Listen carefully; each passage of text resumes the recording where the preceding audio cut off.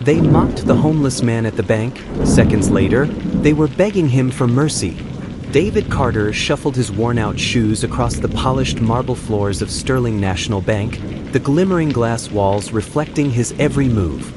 His clothes were torn and his hair unkempt, but to anyone who was paying attention, he seemed like just another homeless man looking for refuge in a place that had no room for him. The scent of his old, faded jacket and the dirt on his shoes lingered in the crisp, air-conditioned atmosphere, unnoticed by those too caught up in their daily lives. It was the perfect undercover test. David walked slowly, making sure each step was deliberate, his head bowed, a slight stoop in his posture as if carrying the weight of his past. As he approached the marble counter where the bank tellers sat, the eyes of the staff didn't meet his gaze. Instead, they stared past him with subtle sneers, as though his presence was an unwelcome intrusion in their perfect world.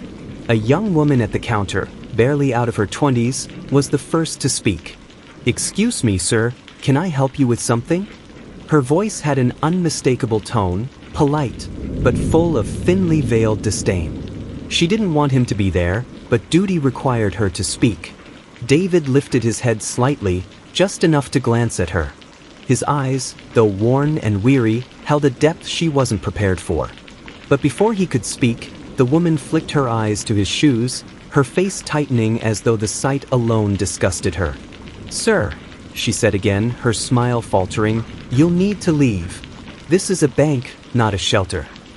The words stung more than she realized. She had no idea that this was no ordinary man. But David Carter, the man standing before her, was no ordinary homeless man. As David stood there, the security guard at the front entrance, a tall, stocky man with a firm jawline, noticed the exchange. His eyes narrowed as he pushed his way forward, his boots clicking sharply against the floor. "Is there a problem, Ms. Williams?" he asked, his tone laced with authority, but underneath, there was a hint of superiority that only those who carried power could muster. The young teller pointed to David. "He's causing a scene. He doesn't belong here."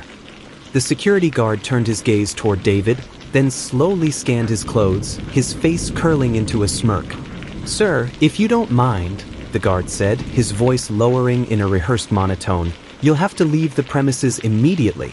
This is a place for serious business, not for people like you."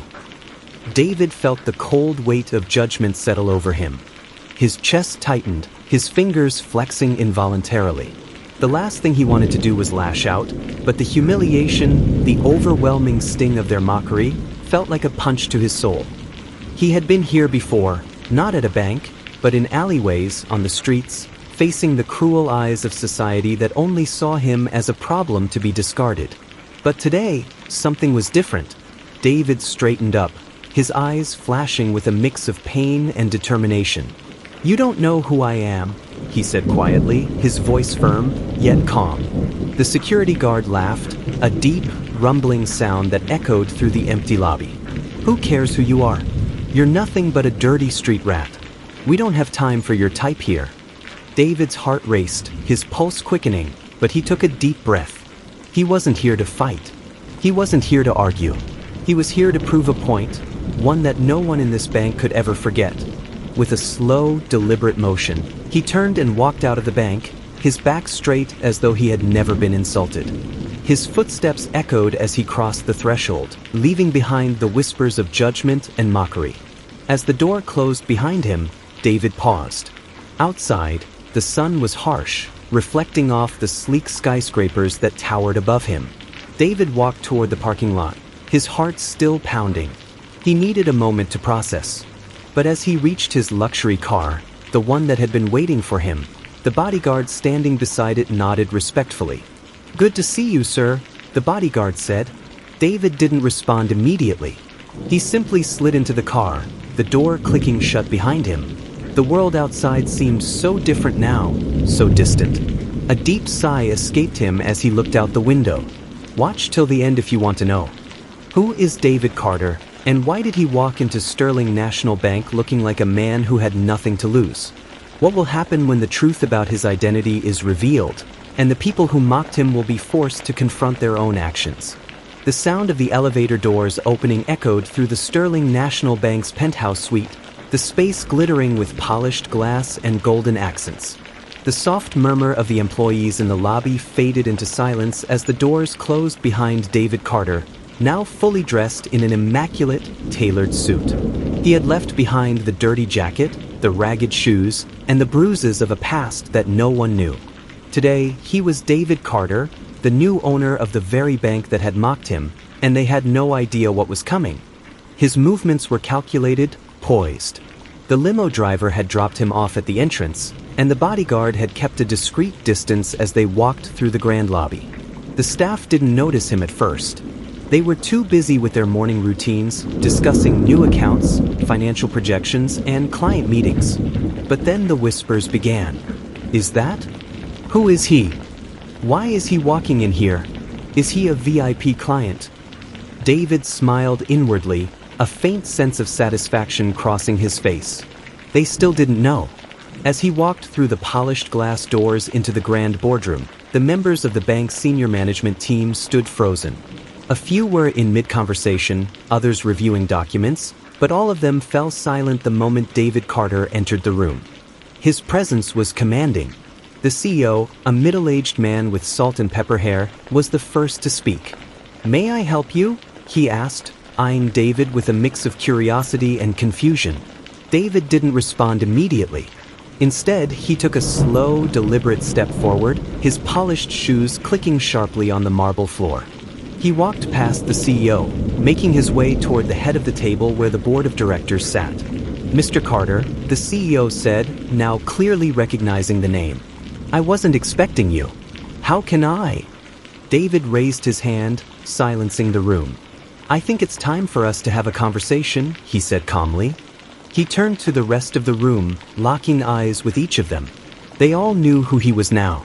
He had owned this bank for the last 2 months, but today he would make it known that they were not just employees. They were people with power, but that power came with a responsibility to treat others with respect.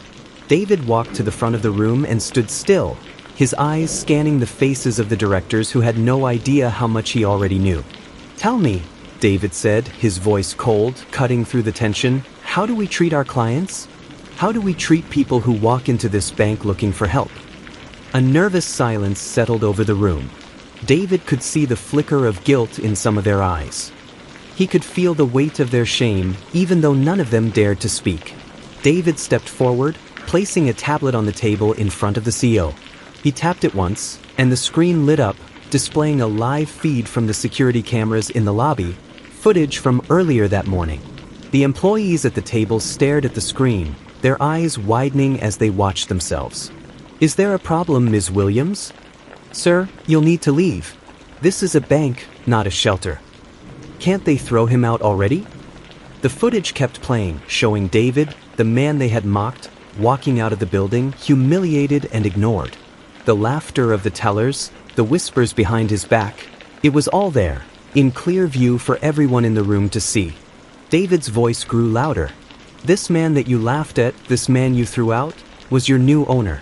And the worst part is, you didn't even see him for who he really was. You didn't see the pain, the years of struggle he'd gone through, or the hard work he had put in to get here. You saw him as a problem, as a nuisance." David paused, his chest swelling with emotion. "Well, let me tell you something. This man was once me. I've been homeless. I've been the one judged for how I look, for how others perceive me. And every day I fought to survive. And I came here to test something, to test how humanity would treat me in this place. And you failed." The room was silent. No one knew what to say. David turned his gaze toward the CEO. "You want to know what happens now? Now, the people who humiliated me are going to face the consequences. I'm not a vengeful man, but you have to learn to treat people with dignity. And those of you who treated me like dirt are going to learn a valuable lesson today." David's gaze flicked to the security guard who had been the most vocal in throwing him out. "John," David said, his voice icy, "you're fired. I don't tolerate that kind of behavior in my bank." John's face drained of color, and he stammered, trying to speak, but David wasn't interested in hearing excuses. Next, David turned to Ms. Williams, the teller who had mocked him. "You're not fit to represent this bank. Pack your things." One by one, those who had treated him like an outcast were called out. David didn't want to be cruel, but he couldn't let the incident slide. There were consequences for their actions, and they were about to feel the full weight of them. But not everyone was sent packing. As the firing continued, David's eyes landed on a young man who had quietly watched from the corner of the room. He was one of the newer employees, and he hadn't participated in the mockery earlier. His eyes were wide, filled with remorse for the way David had been treated. David turned to him, a hint of a smile breaking through his stern exterior. "You're not like the others," David said. "You stayed silent. You showed respect." The young man breathed a sigh of relief. "Thank you, sir." David nodded. "You're promoted. From now on, you're in charge of training new hires. We treat every person who walks through these doors with respect. Understood?" "Yes, sir," the young man said, his face lighting up with pride. David's eyes swept over the remaining employees. "The lesson here is simple. Never judge someone based on their appearance. And never forget that everyone has a story you may never know until you take the time to listen." As David prepared to leave the room, he paused. He turned back to face the board, the people who had once looked down on him. "You all owe me an apology," he said, his voice resonating with authority. "But more than that, you owe it to yourselves to change the way you treat people. You've learned today that appearance is not everything. And I hope you leave this room today with that lesson etched in your mind." As he stepped into the elevator, David looked out at the New York skyline, the city that had once rejected him. He had proven to himself and to the world that nothing could hold him back. The story was just beginning, and he would continue to fight for justice. David leaned back in the elevator, his heart calm, knowing that the hardest battle was over. But there was still more to come.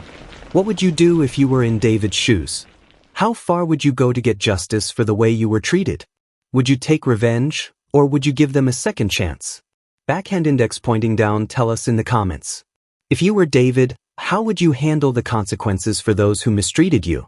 Would you have fired them or given them a second chance? What's the most powerful lesson you've learned from this story?